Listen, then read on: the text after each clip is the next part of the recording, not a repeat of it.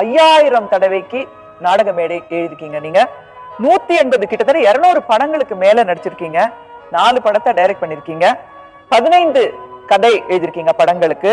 10 தமிழ் நாவல் எழுதிருக்கீங்க. இங்கிலீஷ்ல நிறைய எஸ்ஏஸ் இந்த மாதிரி எல்லாம் எழுதிருக்கீங்க. இதெல்லாம் இப்படி பார்க்கும்போது இதெல்லாம் நாம பண்ணோமா இல்ல வேற யாராவது நமக்கு டூ போட்டு பண்ணாங்களான்னு எப்பவாவது யோசிச்சிருக்கீங்களா? அதாவது இப்ப நல்ல வேலை எல்லாத்தையும் பண்ணி முடிச்சிட்டோம், இப்ப பண்ண சொன்னா ஒண்ணு கூட வராதுன்ற நினைப்பு வரும். அப்பெல்லாம் ஒரு டிராமா எழுதுறதுன்னா எனக்கு 2 நாள் 3 நாள் ட்ராமா எழுதிடுவேன். கே பாலச்சந்தருக்கு எனக்கு ரொம்ப சண்டை வரும். பாலச்சந்தர் ரொம்ப ஸ்ட்ரிக்ட் டிசிப்ளினேரியன், ரொம்ப பர்ஃபெக்ஷன். எனக்கு வந்து ஒரு காரியம் முடியணும், அவ்வளோதான். நான் ஸ்கிரிப்ட் எழுதினோடனே பாலு வந்து இதெல்லாம் இந்த மாதிரி பண்ணக்கூடாதுடா, நீ உட்காந்து எல்லாத்தையும் ரிவைஸ் பண்ணு.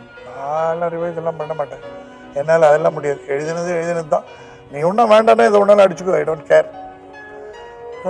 சண்டை போடுவோம். அப்புறம் ரிஹர்சல் ஆரம்பிக்கும்.